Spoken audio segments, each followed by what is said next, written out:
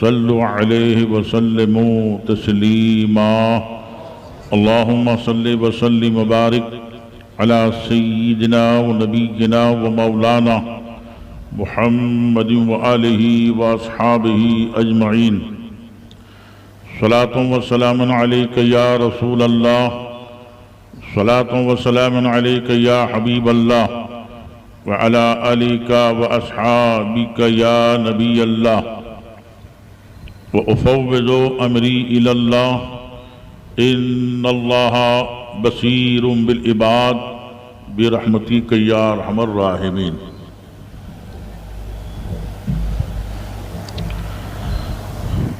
الحمد لله رب العالمين والعاقبة للمتقين والصلاة والسلام على سيد الأنبياء والمرسلين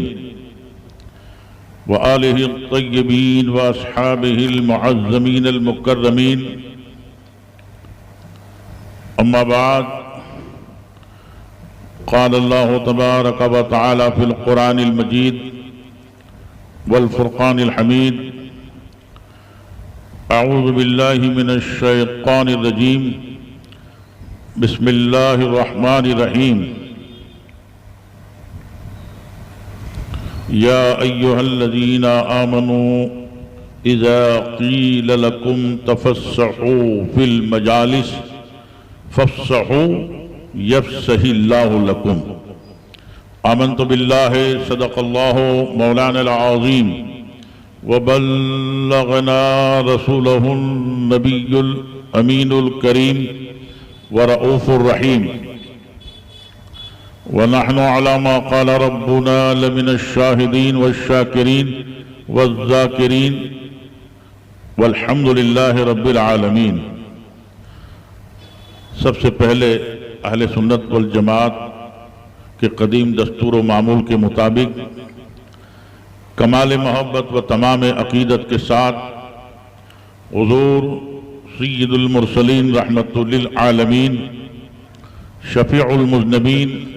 امام الاولین والآخرین کی بارگاہ اقدس میں درود و سلام کا ہدیہ پیش کریں اور پڑھیں: اللہم صلی وسلم وبارک علی سیدنا و نبینا و مولانا محمد معدن الجود والکرم و آلہ الکرام و اصحابہ العظام. صلاة و سلام علیک یا رسول اللہ، صلاة و سلام علیک یا حبیب اللہ، صلی اللہ تعالی علیہ وآلہ واصحابہ اجمعین. معزز سامعین، امام اعظم ابو حنیفہ ٹرسٹ کے زیر اہتمام آج کا یہ روح پرور اجلاس جو بارگاہ امام عشق و محبت سیدی سرکار اعلیٰ حضرت رضی اللہ تعالیٰ عنہ کی بارگاہ اقدس میں ان کے عرس سراپا قدس کے موقع پر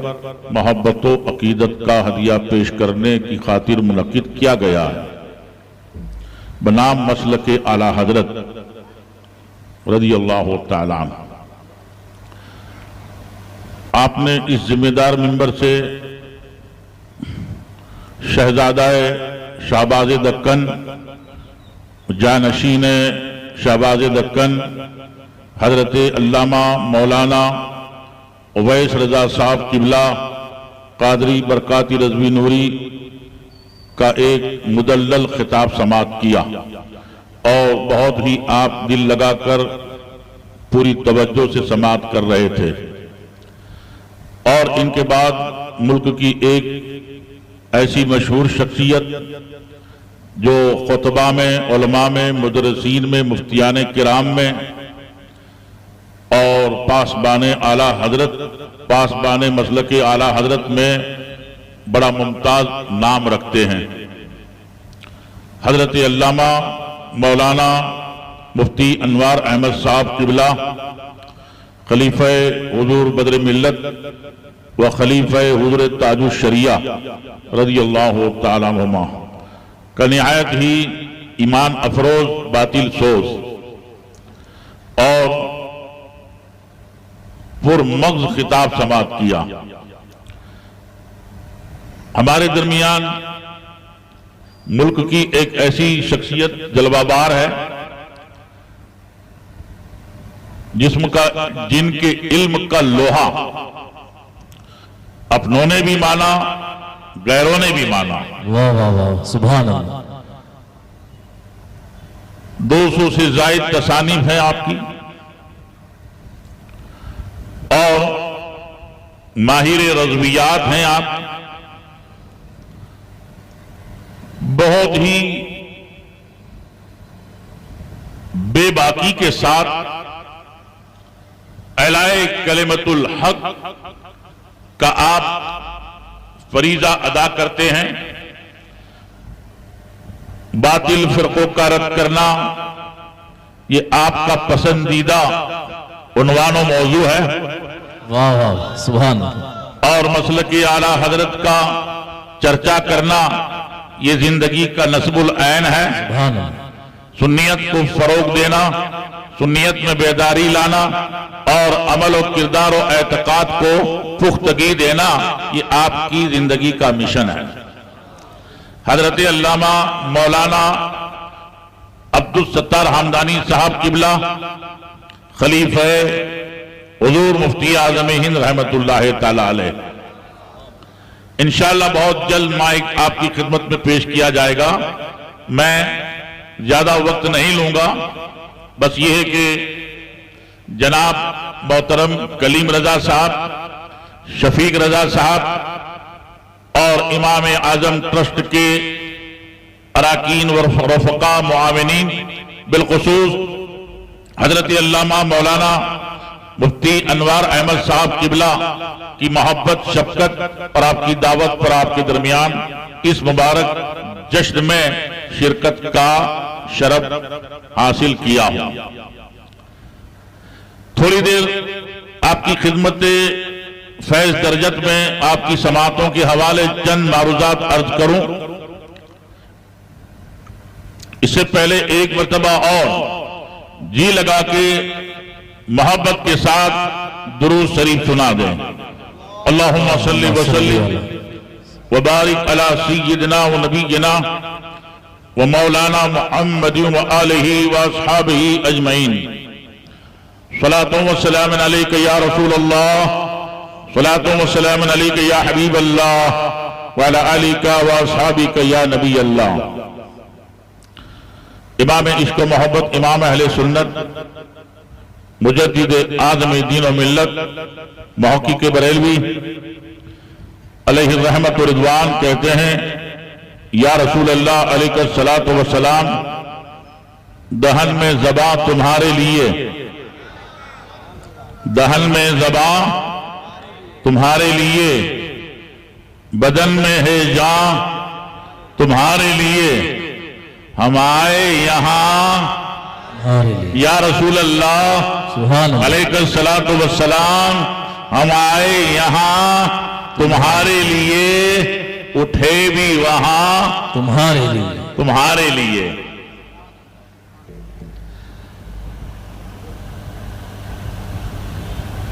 آپ کے اشعار اور آپ کے فتاوی اور آپ کی تحریرات اور آپ کی سیرت، کردار، آپ کی حیات و خدمات، اگر کوئی دیانتدار اخلاص کے ساتھ پڑھتا ہے تو یقیناً اسے اعلیٰ حضرت کی ذات اور شخصیت کی عبقریت کا اعتراف کرنا ہی ہوگا۔ آئے ہائے آئے ہائے۔ حضرات، ایک ذات میں چند اوصاف ہوتے ہیں اور انہی اوصاف سے وہ جانا جاتا ہے، پہچانا جاتا ہے، مانا جاتا ہے۔ ان میں ایک محقق، مدقق، مجدد، اور اعلیٰ حضرت تو فقط مجدد ہی نہیں بلکہ آپ کو ملک اور بیرون ملک کے مقتدر علماء، فقہاء اور محققین نے آپ کی تحریروں کو پڑھ کے مجتہد فی المسائل مانا ہے۔ سبحان اللہ سبحان اللہ۔ اور الحمدللہ اس عنوان پر علامہ حمدانی صاحب کی کتاب بھی چھپ کر کے لوگوں کے ہاتھوں تک پہنچ چکی ہے۔ سبحان اللہ، واہ واہ۔ تحریر کتاب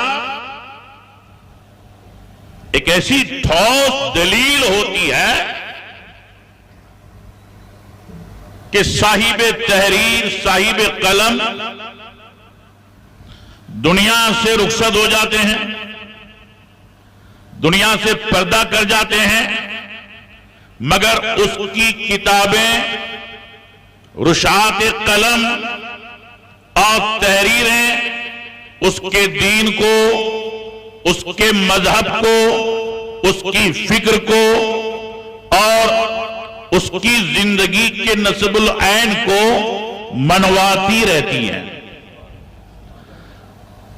اعلیٰ حضرت رضی اللہ تبارک و تعالیٰ عنہ دنیا سے پردہ کر گئے۔ اس سال آپ کا 108واں عرس ہوگا۔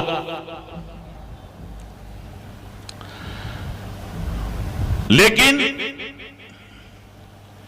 اعلیٰ حضرت رضی اللہ تعالیٰ عنہ نے جاتے جاتے اتنے ذخیرے چھوڑے، ایسی جماعتیں چھوڑی، خلفاء چھوڑے، تلامذہ چھوڑے، مریدین چھوڑے، نائبین چھوڑے، معتقدین چھوڑے، فالوورز چھوڑے اور کتابیں چھوڑے۔ سبحان اللہ۔ ایک ایک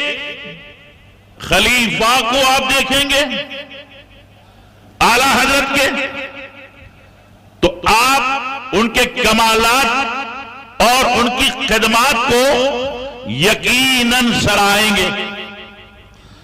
اور ان کی آپ تعریف و توصیف کریں گے، اور ان کی خدمات کے جلووں میں اعلیٰ حضرت رضی اللہ تعالیٰ عنہ کے جلوے آپ دیکھیں گے۔ سبحان اللہ۔ ہندوستان میں بہت بڑی بڑی شخصیات ہوئیں، بڑے بڑے علماء ہوئے، اور آج بھی جن کی تصانیف پڑھی جاتی ہیں، مطالعہ کی جاتی ہیں، لیکن بعض کتابوں میں خلط ملط، اس میں کچھ اضافے ہو گئے ہیں، کچھ حذف کی شکار ہوئی ہیں۔ اور اس زمانہ میں ایک باطل فرقہ کے بہت بڑے عالم کہلاتے ہیں رشید احمد گنگوئی، جن کو یہ لوگ امام ربانی کے نام سے جانتے ہیں، اور اجتہادی صلاحیتوں کا وہ اعتراف کرتے ہیں۔ ایسے ہی اشرف علی تھانوی کی کتابیں، قاسم نانوتوی کی کتابیں، خلیل احمد امبیٹوی کی کتابیں اور فرق باطل کے مقتدر نامی گرامی پیشواؤں کی کتابوں کو آج بھی آپ دیکھیں، مطالعہ کرو، تو کتابوں سے ظاہر ہے کہ کیا مذہب تھا، کتنی علمی صلاحیت تھی، کیسا تفقہ تھا۔ مسائل کو جب پڑھتے ہیں تو بہت سارے ایسے سوالات ہیں کہ کہتے ہیں بندہ کو اس کا علم نہیں، اور کئی جواب ایسے دیے ہیں کہ آپ بار بار پڑھیں گے، آپ کی سمجھ میں جیسے منی آرڈر کے تعلق سے جب شروع میں منی آرڈر کی سسٹم شروع ہوئی تو علماء کرام کی بارگاہ میں استفتاء آئے تھے، سوالات آئے تھے، اور کاغذ کی کرنسی، زبانوں تک کرنسی، دینار، درہم، یا اور دھات کے سکے یا ایک جنس کے عوض دوسری جنس، ایک شے کے عوض دوسری شے، خرید و فروخت کا قدیم سلسلہ تھا۔ مگر دنیا میں جدید چیزوں کا سلسلہ ہمیشہ سے جاری ہے، نئی نئی چیزیں آتی رہتی ہیں، ایجادات کا سلسلہ جاری ہے۔ کاغذ کا نوٹ آیا تو منی آرڈر کے بارے میں بھی ان لوگوں سے سوالات ہوئے، کاغذ کے نوٹ کے بارے میں ان سے سوالات ہوئے، اور ان سوالات کے جواب میں انہوں نے جو کچھ لکھا آپ بار بار پڑھیں گے آپ کی سمجھ میں نہیں آئے گا۔ کبھی کبھی ہمیں ایسا گمان ہوتا ہے کہ شاید انہوں نے لکھ تو دیا ہے مگر ان کی بھی سمجھ میں نہیں آتا ہوگا کہ کیا لکھا۔ آج بھی ہم ان کی کتابوں، ان کے جوابات اور تحریروں کے تعلق سے انہیں سینہ ٹھوک کے کہہ سکتے ہیں کہ کیسا تمہارا امام ربانی تھا، کیسا تمہارا اجتہادی صلاحیت رکھنے والا تھا، کیسا قاسم العلوم والخیرات تھا، کیسا تمہارا مجدد تھا کہ جنہیں ان مسائل میں نہ تو سمجھنے کی لیاقت نہ جواب دینے کی صلاحیت، جبکہ اعلیٰ حضرت کی پوری فتاوی رضویہ شریف پر سبحان اللہ سبحان اللہ ہزاروں مسائل ہیں، اور اتنا ہی نہیں کہ اعلیٰ حضرت رضی اللہ تعالیٰ عنہ کی خدمت میں صرف ہند کے علماء، ہند کے مسلمانوں نے استفتے کیے، بلکہ چائنا تک کے استفتے، افریقہ تک کے استفتے، اور وہ مسائل جو حرم شریف میں ابھی حل نہیں ہوئے تھے، جبکہ وہاں بڑے بڑے مقتدر علماء حنفی مذہب کے، شافعی مذہب کے، حنبلی مذہب کے، حنفی شافعی مالکی حنبلی مذہب کے بڑے بڑے نامی گرامی علماء تھے، مگر وہ جواب نہیں دے پائے تھے، اور انہوں نے اپنی اس کمزوری کا اعتراف کرتے ہوئے یہ کہا العلم امانۃ فی اعناق العلماء، علم علماء کرام کی گردنوں میں امانت ہے۔ لیکن اعلیٰ حضرت رضی اللہ تعالیٰ عنہ کی خدمت میں جو مسئلہ بھی پیش ہوا، سبحان اللہ، اچھا ایک بات ذہن میں رکھنا کہ جو مجدد ہوتے ہیں، عالم ہوتے ہیں، مفتی ہوتے ہیں، ان کا موضوع اور ان کا سبجیکٹ کیا ہوتا ہے؟ دینی مسائل،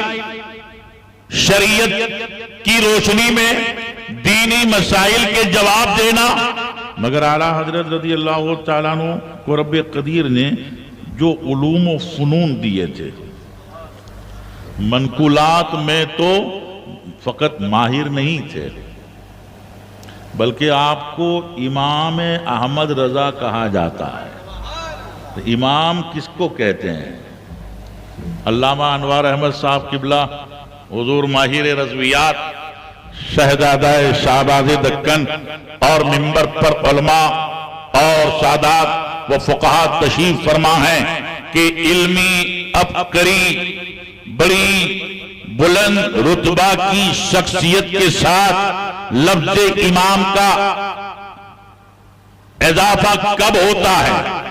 اس کے نام کے ساتھ امام کب لگایا جاتا ہے۔ امام شامی کے لیے امام کہا گیا، اور دیگر محققین کے تعلق سے امام کہا گیا، اور اعلیٰ حضرت کے لیے بھی امام بھی اور اعلیٰ حضرت۔ حضرت تو سب کے لیے استعمال ہوتا ہے، آپ کسی مفتی صاحب کی خدمت میں گئے تو حضرت مفتی صاحب، آپ کسی امام کی خدمت میں گئے تو حضرت امام صاحب، آپ کسی عالم کی خدمت میں گئے تو حضرت عالم صاحب، آپ کسی مدرس کی خدمت میں گئے تو حضرت مدرس صاحب، آپ کسی پیر صاحب کی خدمت میں گئے تو حضرت پیر صاحب، مگر امام اہل سنت کی بارگاہ میں جب آپ مخاطب ہوتے ہیں تو حضرت نہیں، اعلیٰ حضرت۔ سبحان اللہ۔ تو جیسا لقب ہے، جیسا نام ہے، ایسی آپ کی خدمات جلیلہ ہیں۔ بے شک بے شک، سبحان اللہ۔ اللہ تبارک و تعالیٰ نے منقولات کے علوم میں آپ کو امام کی حیثیت دی، ایسے ہی معقولات میں بھی آپ اپنے زمانہ کے یگانہ امام مانے گئے، اور ایسے ایسے پیچیدہ سوالات کیے گئے۔ جیسے حضور اعلیٰ حضرت رضی اللہ تبارک و تعالیٰ عنہ کی خدمت اقدس میں پانی کے تعلق سے مائع مطلق جس سے وضو اور غسل جائز ہے، طہارت جائز ہے، اور مائع مقید، سوال ایک سطر کا بھی نہیں ہے۔ آب مطلق، مائع مطلق اور مائع غیر مطلق، جس پانی سے طہارت جائز ہے اور جس سے ناجائز ہے، ایک سطر کا بھی سوال نہیں۔ لیکن اعلیٰ حضرت کی عادت مبارکہ تھی کہ سوال کو بھی دیکھتے تھے اور سائل کو بھی دیکھتے تھے کہ سائل کس کیٹیگری کا ہے، واہ واہ واہ، سبحان اللہ، سائل کس حیثیت کا ہے، سبحان اللہ، سائل کی علمی لیاقت کیا ہے، وہ کس قدر علم میں بلند و بالا مقام رکھتا ہے، علمی صلاحیتوں کا حامل ہے۔ جتنا عمدہ عالم ہوتا تھا، جتنا ذی استعداد سائل ہوتا تھا، اسی قدر اعلیٰ حضرت کا عمدہ، تفصیلی اور نہایت ہی دلائل سے بھرپور جواب ہو۔ سبحان اللہ، سبحان اللہ۔ اب مسئلہ ہمارے اسلاف کی کتابوں میں بھی ہے، متقدمین کی جو فقہائے کرام ہمارے پہلے گزرے حضور اعلیٰ حضرت رضی اللہ تعالیٰ عنہ سے، انہوں نے بھی اپنی کتابوں میں کئی قسم کے پانیوں کی نشاندہی کی، مگر وہ تعداد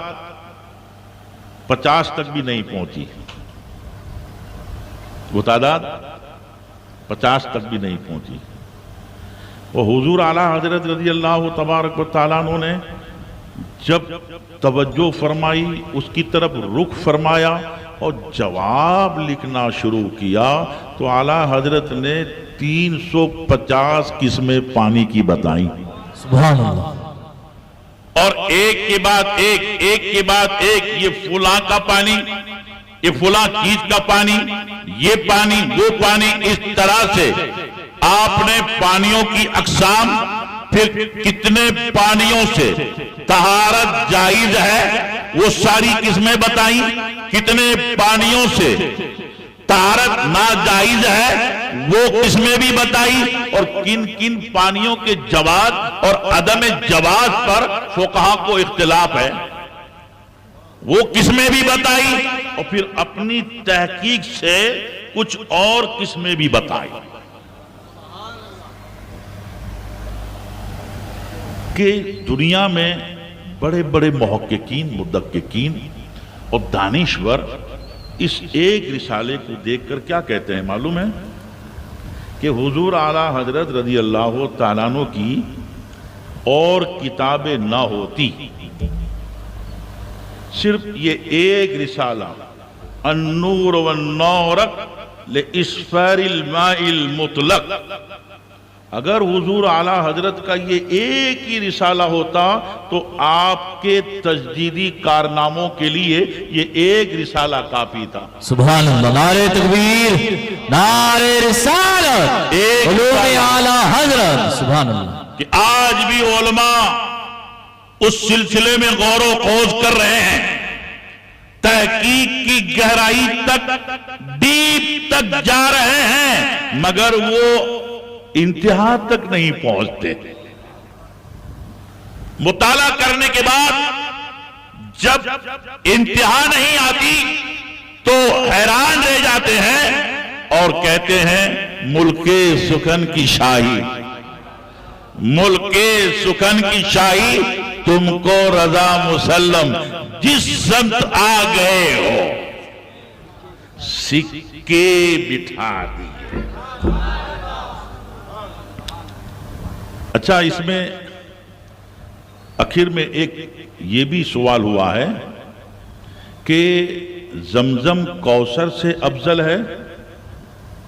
یا کوثر زمزم سے افضل ہے؟ متقدمین میں بھی اس بحث کو بیان کیا گیا ہے، ان کے یہاں بھی یہ مسائل پہنچے ہیں اور انہوں نے اپنے اپنے طور پہ جواب دیے ہیں کہ زمزم کوثر سے افضل ہے یا کوثر زمزم سے افضل ہے؟ بڑا باریک سوال ہے کہ زمزم یہ ایک اللہ کے پیغمبر، ابن پیغمبر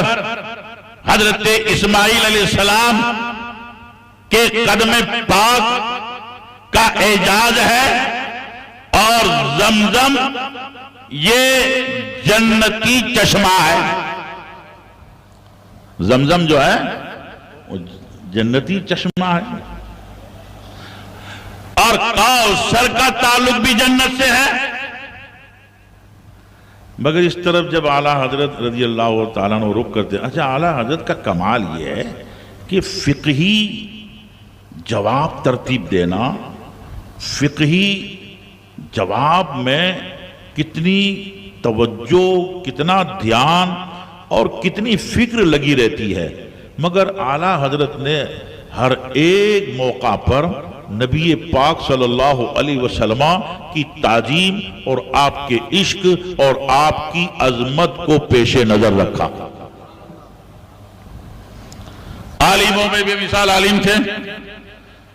مصنفوں میں بے مثال مصنف تھے، مفتیان کرام میں بے مثال مفتی تھے، مدرسوں میں بے مثال مدرس تھے، مناظرین میں بے مثال مناظرین تھے، محققین میں بے مثال محقق تھے، اور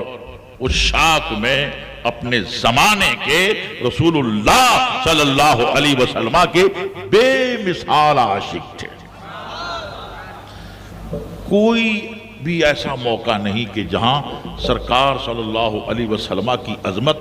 آپ کی فضیلت، آپ کی بزرگی اور آپ کی شان اقدس کا ذکر نہ کیا ہو۔ اس رسالہ کی آخر میں اس بحث پر اعلیٰ حضرت رضی اللہ تبارک و تعالیٰ عنہ نے جو جواب دیا، اس سے پہلے میں مناسب سمجھتا ہوں کہ اعلیٰ حضرت کے کلام کا ایک شعر ہے،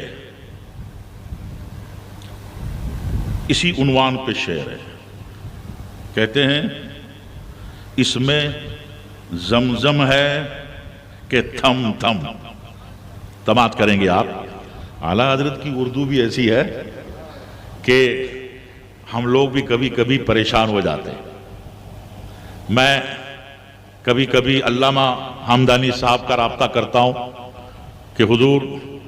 یہ جملہ، یہ کلمہ، یا حضور ممتاز الفقہاء امیر المومنین فی الحدیث حضور محدث کبیر دامہ ذلہ علینا سے رابطہ کرتا ہوں، اور جن دنوں میں حضور تاج الشریعہ ماہر فنون، ماہر علوم، وارث علوم اعلیٰ حضرت رضی اللہ تعالیٰ عنہ کا جلوہ ظاہری جلوہ تھا، تو ہم حضرت سے بھی اکتساب، جیسا کہ سارے علماء کا اپنا ایک طریقہ تھا۔ اعلیٰ حضرت رضی اللہ تبارک و تعالیٰ عنہ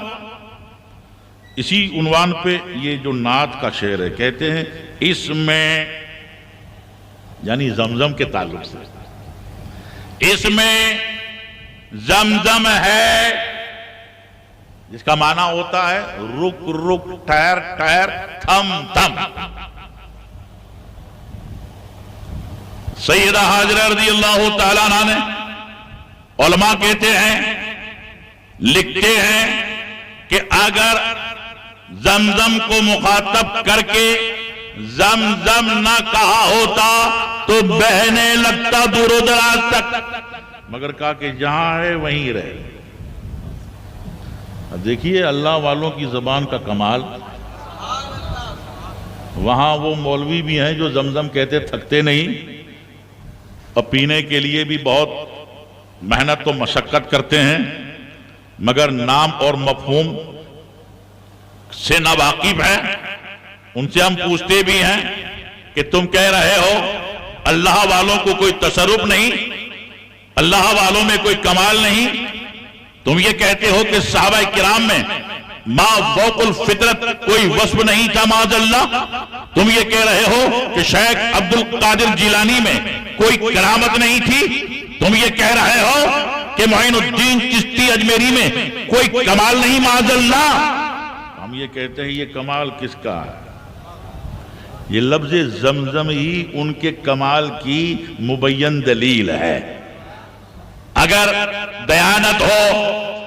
اگر ایمان ہو، اگر عقیدہ ہو، اگر اللہ کا خوف ہو، اگر رسول اللہ صلی اللہ علیہ وسلم کا لحاظ ہو، تو تم یقیناً اس بات کا اعتراف کرو گے، اس کو مانو گے کہ یہ ذات خلیل اللہ علیہ السلام کی زوجہ محترمہ ہے اور نبی کی ماں ہے۔ اللہ تبارک و تعالیٰ نے اس کی زبان میں ایسا کمال رکھا، ایسی طاقت رکھی کہ کہہ دیا زم زم تو وہیں رہا۔ اعلیٰ حضرت امام اہل سنت رضی اللہ تعالیٰ عنہ فرماتے ہیں اس میں زمزم ہے کہ تھم تھم، اور اس میں جم جم ہے کہ بیش۔ اب زمزم زے سے آتا ہے اور جم جم جیم سے آتا ہے، ایک لفظ بدل جاتا ہے تو نیگیٹو پوزیٹو معنی تبدیل ہو جاتے ہیں، مثبت اور منفی ایک لفظ سے۔ اس میں زمزم ہے کہ تھم تھم، اور اس میں جم جم ہے کہ بیش۔ تھم جا، سبحان اللہ، یہاں بڑھ، آئے آئے سبحان اللہ، یہاں تھم جا اور یہاں بڑھ۔ کثرت کوثر میں زمزم کی طرح کم کم نہیں۔ سبحان اللہ، اللہ اکبر۔ ایک مصرع اردو کا ہے لیکن اہل علم اس کو سمجھ سکتے ہیں اور اس کا لطف حاصل کر سکتے ہیں، اور اعلیٰ حضرت کے مسلک کے ماننے والے، یہ سنی فرزانے، یہ سنی دیوانے مانا تو نہیں سمجھیں گے، مطلب اور مفہوم تک ذہن کی رسائی نہیں ہوگی، علم وہاں تک نہیں پہنچتا، مگر عقیدت پہنچ جاتی ہے، سبحان اللہ، عقیدہ پہنچ جاتا ہے، وفا پہنچ جاتی ہے، محبت پہنچ جاتی ہے، اور اعلیٰ حضرت کی بلاغت کو داد دیتے ہیں۔ سبحان اللہ، نعرہ تکبیر، نعرہ رسالت، مسلک اعلیٰ حضرت، سبحان اللہ۔ اعلیٰ حضرت رضی اللہ تعالیٰ عنہ نے اس رسالہ جلیلہ میں آخری سوال کے جواب میں جو لکھا ہے، الحمدللہ اگر کوئی سنی مسلمان اتنا ہی سمجھ لے تو وہ مسلک اعلیٰ حضرت کا قائل ہو جائے گا، ہاں مانے گا کہ یقیناً کیوں مسلک اعلیٰ حضرت کہا جاتا۔ واہ واہ واہ، پر تو اعتراض ہوتے ہیں، اور پیر صاحب بھی اعتراض کرتے ہیں، مولانا اعتراض کرتے ہیں، دانشور اعتراض کرتے ہیں، یہ پانچواں مسلک کہاں سے آیا، اور پبلک کو کنفیوز کرتے ہیں۔ وہ بے وقوف مسلک کی غلط ترجمانی کر کے خیانت کرتے ہیں، اور خیانت کر کے امام عشق و محبت رضی اللہ تعالیٰ عنہ کو ٹارگیٹ بناتے ہیں، اور اعلیٰ حضرت کے مسلک کا جو نعرہ لگاتے ہیں ان پر زد لگاتے ہیں۔ مسلک تو چار ہیں، یہ پانچواں کہاں سے آیا؟ تو ہم یہ کہتے ہیں میاں مسلک تو چار ہیں اور چار ہی رہیں گے، مگر مسلک اعلیٰ حضرت کی صحیح معرفت کب ہوگی؟ جب اعلیٰ حضرت کو سمجھو گے، جب اعلیٰ حضرت کی فتاوی رضویہ شریف کو سمجھو گے، جب اعلیٰ حضرت کے کنز الایمان کو سمجھو گے، جب اعلیٰ حضرت کی ہدائی کی بخشش کو سمجھو گے، جب اعلیٰ حضرت کی زندگی اور حیات کا مطالعہ کرو گے، اعلیٰ حضرت کا تقوی، اعلیٰ حضرت کی سادگی، اعلیٰ حضرت کا اخلاص، اعلیٰ حضرت کی وفا اور اعلیٰ حضرت کا تعلق باللہ اور تعلق بالرسول صلی اللہ علیہ وسلم سمجھو گے، اور ایک طرف باطل فرقوں کو رکھو گے۔ کچھ تو آئیں گے غیر مقلد کے نام سے کہ ہم تو عامل بالحدیث ہیں، ہم براہ راست حدیث پہ عمل کرتے ہیں۔ اچھا ٹھیک ہے، عامل بالحدیث کا معنی یہ ہے کہ ہم حنفی نہیں، شافعی نہیں، مالکی نہیں، حنبلی نہیں، ان سے کسی سے سہارا نہیں لیں گے، ان کا فالو نہیں کریں گے، ہم سیدھا حدیثوں کو پڑھیں گے اور عمل کریں گے۔ تو ہم ان سے ایک سوال کرتے ہیں، تم امام اعظم ابو حنیفہ کا فالو نہیں کرو گے، تم امام شافعی کا فالو نہیں کرو گے، تم امام مالک کا فالو نہیں کرو گے، تم امام احمد بن حنبل کا فالو نہیں کرو گے، تو پھر حدیث کی کتابیں یہ آسمان سے لکھی لکھائی نہیں آئی، انہیں بھی امام بخاری نے لکھا ہے، امام مسلم نے لکھا ہے، امام ترمذی نے لکھا ہے، امام ابو داؤد نے لکھا ہے، امام ابن ماجہ نے لکھا ہے، امام نسائی نے لکھا ہے، اور دیگر احادیث کی کتابیں۔ تو آپ یہاں تو فالو کرتے ہیں، یہاں آپ کا دعویٰ کہاں چلا جاتا ہے؟ پتہ یہ چلا کہ بغیر نائبین مصطفیٰ، بغیر وارثین مصطفیٰ، بغیر امت کے مستند اور معتمد علماء و فقہاء و محدثین کی پیروی اور تقلید اور فالو کے ہمارے پاس کوئی چارہ ہی نہیں ہے۔ اور اس حقیقت کو اعلیٰ حضرت نے سمجھایا، شیعوں کا رد کیا، رافضیوں کا رد کیا، قادیانیوں کا رد کیا۔ آپ دیکھو کتنی کتابیں ہیں رد میں، یہ سب باطل فرقے، یہاں تک کہ کچھ وہ علماء جو اپنے آپ کو حنفی کہتے ہیں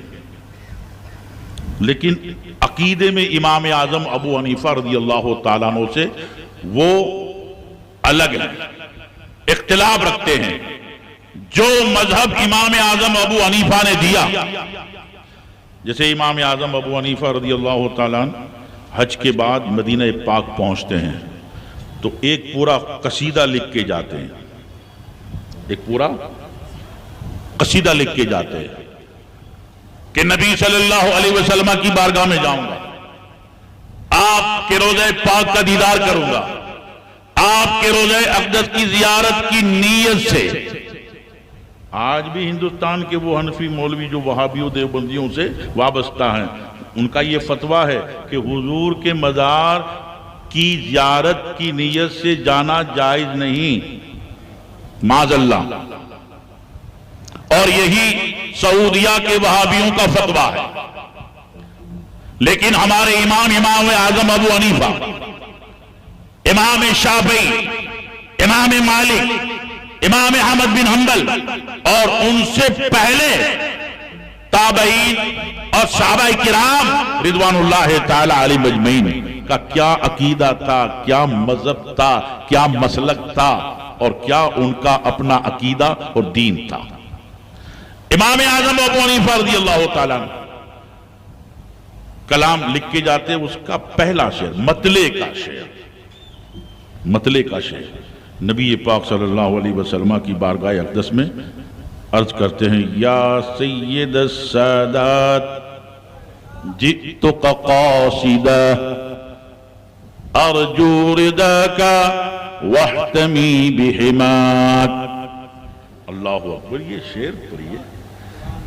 اے نبیوں اور رسولوں کے امام، اے سرداروں کے سردار،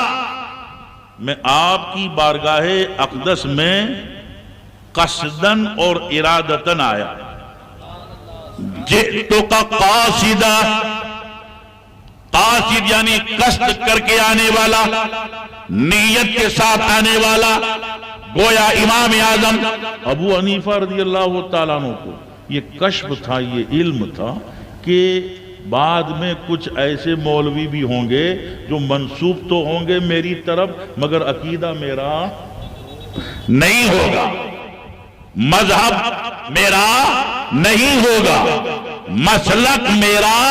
نہیں ہوگا۔ جب ان ائمہ کے مسلک کو اپنے عقائد باطلہ سے اور اہل سنت والجماعت کے عقیدوں کے خلاف خود ساختہ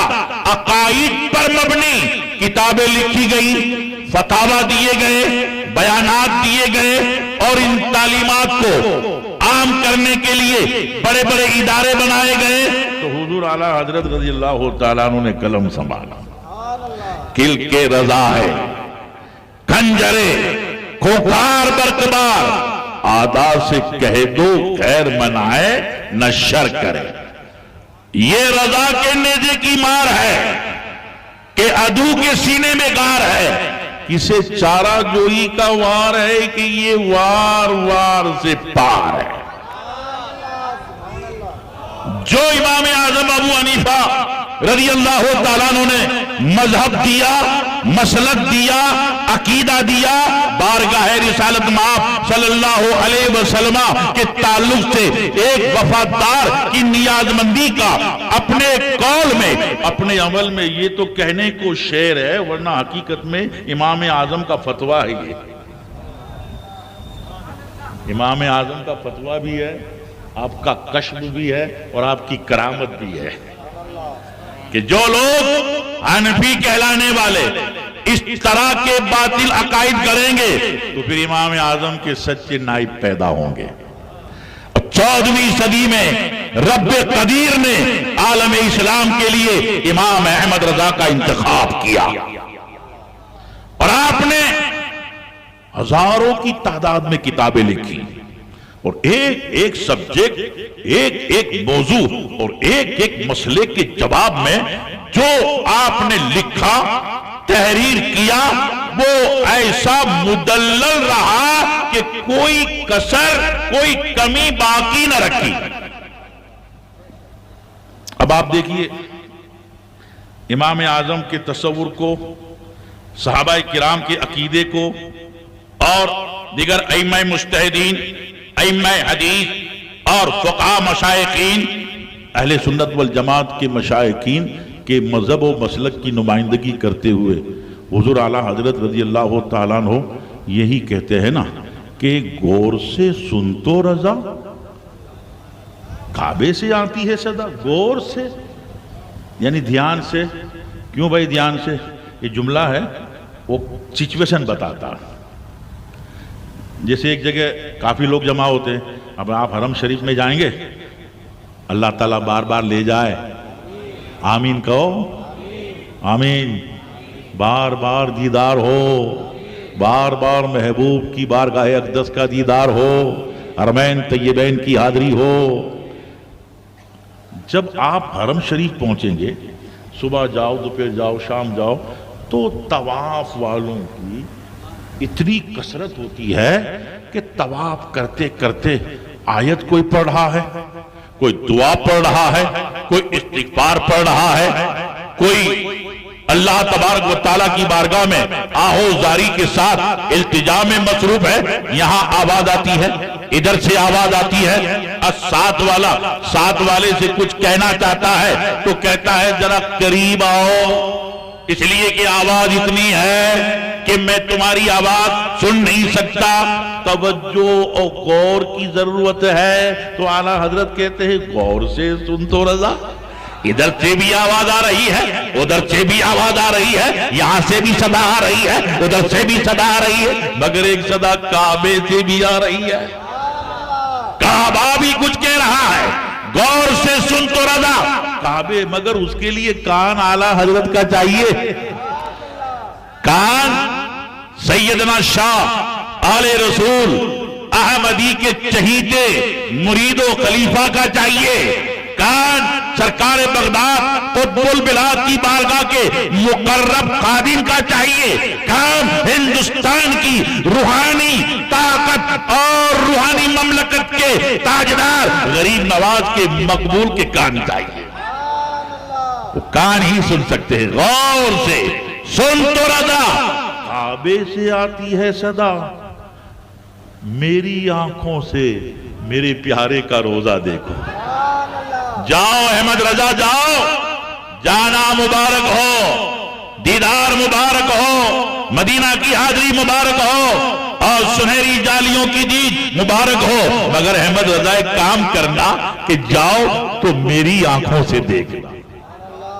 غور سے سن تو رضا کعبے سے آتی ہے صدا، میری آنکھوں سے میرے پیارے کا روزہ دیکھو۔ اور مقطع میں کیا کہتے ہیں، ایک شعر ہے کہ حاجیو آؤ،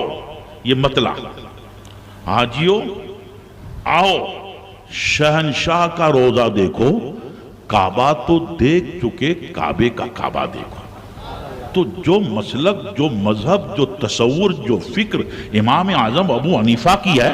امام شافعی کی ہے، امام مالک کی ہے، امام احمد بن حنبل کی ہے، محدثین کرام کی ہے، جب اس کو چھیڑا گیا اور اس کو ڈیمیج کیا گیا تو اعلیٰ حضرت نے اس فکر کا تحفظ کیا، اس سرمایہ کا تحفظ کیا، اس پونجی کو سنبھال کے رکھا اور کسی باطل طاقت کو اور باطل اثرات کو اس میں ملنے نہیں دیا، پیور شیور اور چوکھا دین اعلیٰ حضرت نے ہم کو اور آپ کو عطا کیا۔ اسی لیے فکر رضا کو، تحقیقات رضا کو، فتاوی رضا کو اور تمام تر رشاد قلم رضا کو ہم مسلک اعلیٰ حضرت کے نام سے موسوم کرتے ہیں کہ آپ نے اندھیروں میں ایک روشنی دے دی، آپ نے باطل جماعتوں کے بیچ ایک حق کا راستہ بتا دیا کہ ادھر ادھر نہیں۔ آپ نے خود کہا نا، ابھی حضرت نے بھی وہ شعر پڑھا، سونا جنگل رات اندھیری چھائی بدلی کالی ہے، بندش دیکھی الفاظ کی حضور، سونا جنگل رات اندھیری چھائی بدلی کالی ہے، سونے والو جاگتے رہیو چوروں کی رکھوالی ہے۔ اور چور بھی کتنے ایکسپرٹ ہیں، ماہر ہیں کہ آنکھ سے کاجل صاف چرا لیں، یہاں وہ چور بلا کے ہیں، جیب، پاکٹ، گھر، تجوری، شوکیش، مکان کو الگ، یہ آپ کے سامنے آپ کی آنکھوں سے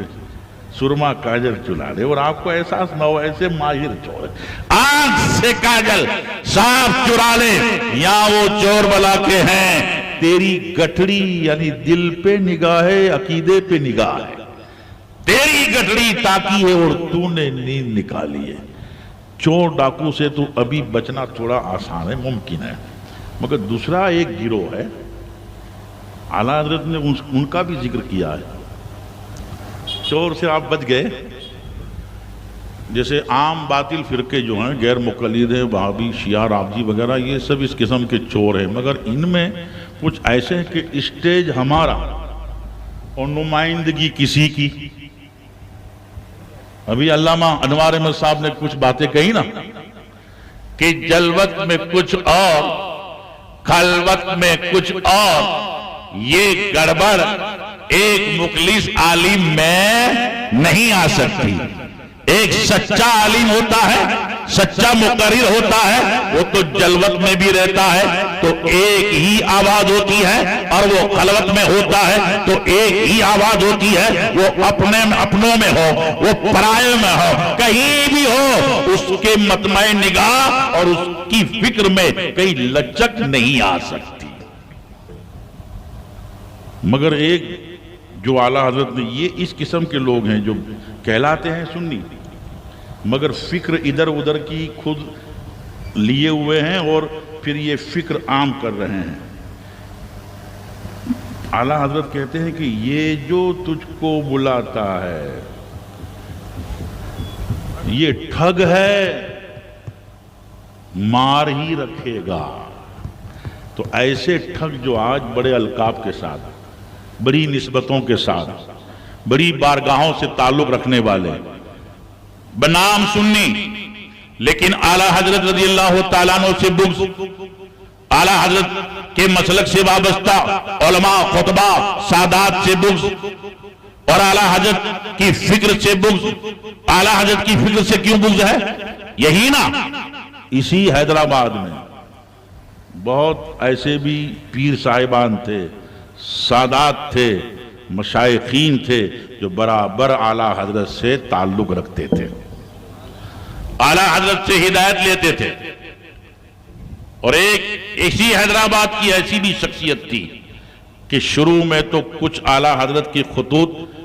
اچھے ان کے پاس پہنچے تھے، مگر بعد میں اعلیٰ حضرت نے ان کا محاسبہ بھی کیا، کیونکہ اعلیٰ حضرت دو رنگی کے قائل نہیں تھے۔ اعلیٰ حضرت منافقت کے دشمن تھے، اعلیٰ حضرت اخلاص چاہتے تھے، اعلیٰ حضرت عقیدے میں اور عمل میں مطابقت چاہتے تھے، اعلیٰ حضرت صحابہ کرام و اہل بیت اطہار دونوں، کیونکہ ان دونوں نہروں کا تعلق ذات پاک رسالت مآب صلی اللہ علیہ وسلم سے،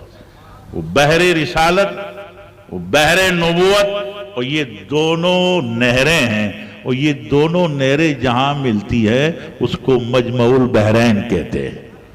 ہم مجمع البحرین والے، ہم لوگ الحمدللہ۔ تو اعلیٰ حضرت رضی اللہ تعالیٰ عنہ، اس شعر اس میں زمزم ہے کہ تھم تھم، اس میں جمجم ہے کہ بیش، کثرت کوثر میں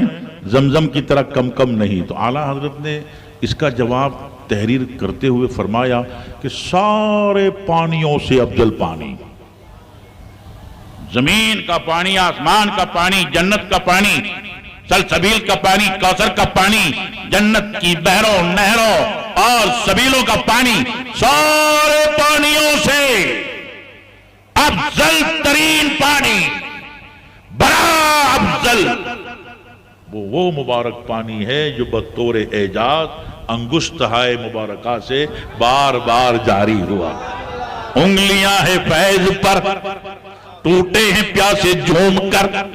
انگلیاں ہیں فیض پر، ٹوٹے ہیں پیاسے جھوم کر، ندیا پنجاب رحمت کیے جاری، واہ واہ۔ یہ کوثر سے بھی افضل، زمزم سے بھی افضل،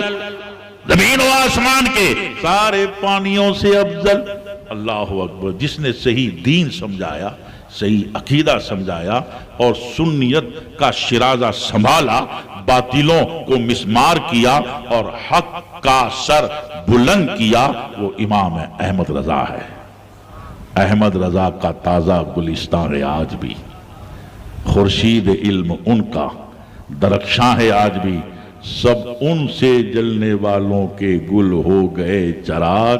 احمد رضا کی شمع فروزاں ہے آج بھی۔ احمد رضا حجت الاسلام، مفتی اعظم ہند، مفسر قرآن، صدر الشریعت، دیگر آپ کے خلفاء اور تلامذہ، اور ماضی قریب میں ابھی حضور تاج الشریعہ رحمت اللہ جو کہے گئے، جو پیا کو بھائے اختر وہ سہانا راگ ہے، جس سے ناخوش ہو پیا وہ راگنی اچھی نہیں۔ ان کے جانشین حضور قائد ملت اور حضور محدث کبیر اور دیگر ہمارے اہل سنت والجماعت کے مسلک اعلیٰ حضرت کے محافظین، علماء، سادات، مشائخ، عوام و خواص کو اللہ سلامت رکھے، اور امام اعظم ابو حنیفہ ٹرسٹ جناب کلیم رضا، شفیق رضا اور رفقا سب کو سلامت رکھے۔ یہ چند باتیں عرض کی ہیں۔ دوران گفتگو اگر کوئی لفظ کلمہ خلاف شرع صادر ہوا ہو تو میں رجوع کرتا ہوں، توبہ کرتا ہوں، استغفار پڑھتا ہوں اور کلمہ پڑھتا ہوں، لا الہ الا اللہ محمد رسول اللہ صلی اللہ تعالی علیہ وسلم، وما علینا الا البلاغ برحمتک۔